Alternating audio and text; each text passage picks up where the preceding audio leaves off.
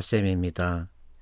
코레일 NCS 기출문제 풀이 이어가겠습니다. 이번에는 자료 해석입니다. 자, 여러분들이 자료 해석 문제를 대하면 그 문제를 풀기 위한 사전 이해가 꼭 있어야 합니다. 그래서 첫 번째, 통계표 읽기에 대한 이해입니다.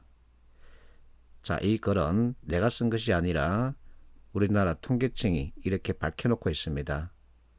통계표 작성의 목적은 관찰, 비교, 해석이라고 합니다. 여기에는 계산이 들어가 있지 않죠. 자, 통계표는 숫자로 표현된 데이터를 비교해서 판단하는 것이기 때문에 계산을 안 할 수는 없습니다. 그러나 그 수준은 25 빼기 7은 얼마죠? 이 정도라는 거죠. 그래서 계산에 의존하는 문제풀이 방식을 이제 바꿔야 합니다. 관찰이란 눈으로 보다는 뜻이죠. 그래서 눈으로 이렇게 보면 서로 비교할 수 있습니다. 어느 것이 크고 어느 것이 적은지 볼 수 있는 거죠. 그러면 이 특징은 왜 나타나는지, 의미가 무엇인지 이것을 살피는 것을 해석이라 그럽니다. 그래서 관찰, 비교, 해석에 따른 판단해야 합니다. 근데 여러분들은 주로 계산 방식으로 문제 풀이를 시도하고 있죠. 시간이 많이 걸립니다. 그리고 자료 해석 문제 선택지 진술에 대한 이해가 꼭 필요합니다. 자료 해석 문제 선택지 그 개수가 4개이든 5개든 10개든 100개든 1000개든 10,000개든 관계없습니다. 전부 해석형과 계산형으로 나눌 수 있습니다. 그러면 무엇이 계산형 진술이고 무엇이 해석형 진술인지 정확하게 구분할 줄 알면 되겠죠. 자, 계산형 진술, 소수점, 퍼센트 미만, 미달, 이하, 이상, 초과 이와 같은 표현이 들어간 것을 뜻합니다. 그래서 선택지 진술에서 이 표현이 들어간 것을 빨리 찾는 거죠. 그러면 해석형 진술과 계산형 진술 가운데 어느 것을 먼저 봐야 하나, 우선순위에 대한 얘기죠. 해석형 진술을 먼저 봐야 하죠. 이것을 익히면 이와 같은 학생들처럼 이제 계산에 의한 문제풀이 방식에서 벗어날 수 있는 겁니다. 자, 자료 해석은 주로 해석형 선택지 진술로 구성되어 있어서 사실 확인만 하면 됐다. 이것만 깨치면 됩니다. 그러면 수포자들 자료 해석 문제 쉽게 풀 수 있는 거죠. 그리고 주어진 상황에 문제풀이를 위한 정보가 들어있습니다. 그것을 찾아내면 되는 거죠. 그래서 주어진 상황에서 내가 그 문제를 푸는데 필요한 정보를 찾아서는 선택지 진술을 판단하는 거죠. 자, 첫 번째 문제 보겠습니다. 이와 같이 복잡한 그래프를 주고 있는데 일단 무시하고 선택지를 보러 가는 거죠. 자, 선택지 진술, 해석형과 계산형으로 나눠보는 겁니다. 무엇인가 특징, 성격, 그리고 무엇인가 기준에 따라서 나누는 겁니다. 그룹핑하는 거죠. 자, 1번 생산량 매년 증가했다. 매년이란 표현 동그라미 치고, 두 번째 역시 매년 증가했다. 매년이란 표현 동그라미 치고, 3번 전년에 비해서 비교하라는 거죠. 4번 자 면적보다 적다 크다 역시 비교하라는 거죠. 5번 7만 5천 톤이다. 이것은 계산이죠. 그래서 5번이 계산형이기 때문에 5번은 제껴두고 1, 2, 3, 4를 먼저 보는 겁니다. 자, 1번 생산량 매년 증가했다. 이것을 판단하기 위해서는 이 그래프를 봐야 되겠죠. 자, 마늘이기 때문에 마늘 찾습니다. 증가하다가 꺾였죠. 그래서 매년 증가했다고 표현할 수 없습니다. 그러면 틀렸죠. 자, 두 번째, 이번에는 양파입니다. 양파 생산량 매년 증가했다. 역시 이 그래프를 봐야 되겠죠. 자, 양파 찾아가면 역시 꺾였죠. 그래서 틀렸습니다. 3번 울산 양파 재배 면적 비교해서 판단하라 그러죠.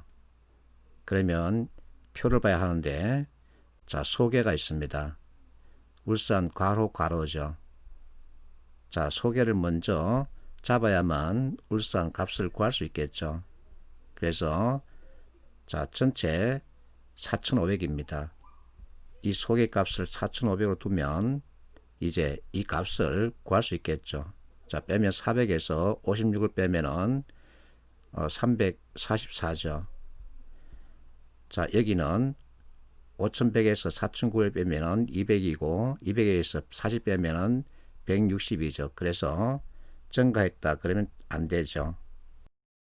4번. 자, 동남권의 마늘 재배 면적과 양파 재배 면적 크기를 서로 비교하라는 거죠. 결국 이 값과 이 값을 비교하고 이 값과 이 값 크기를 비교하라는데 틀렸죠. 그래서 답은 5번이죠. 이 계산 필요하다면 해보십시오. 자, 2번. 이와 같은 통계표를 만났습니다. 밑에 판단 기준이 제시되어 있죠. 자, 보기 진술을 보러 갑니다. 먼저 해석행위냐 계산행위냐 판단해 보는 겁니다. 자, 기억 200개다 계산해야 되죠. 니은 이하라는 표현이 있죠. 역시 계산해야 됩니다. 디귿 보다 작다 계산해야 되죠. 리얼 90kg 이상이다. 역시 계산해야 됩니다. 그래서 전체 계산행 진술인데 이럴 때는 진술이 짧은 것을 먼저 보는 거죠. 진술이 짧은 게 판단하기 쉽습니다. 그러면 자, C 20제곱미터를 주는 거죠. 자, C에다 20을 주는 겁니다. 그러면 여기다 20을 곱하는 거죠. 그리고 발화율이 20%이기 때문에 계산하면 200이죠. 그래서 기억은 맞습니다. 자, 이와 같은 복잡한 수식에 따라서 계산해서 판단해서 답을 정해야 하는 경우 출제자는 전체를 다 판단해야만 답을 고를 수 있게끔 하는 게 아니라 한두 개만 봐도 답을 고를 수 있게끔 출제한다는 거죠. 자, 기억이 옳기 때문에 기억이 더한 것을 찾으면 나머지 3개를 버릴 수 있습니다.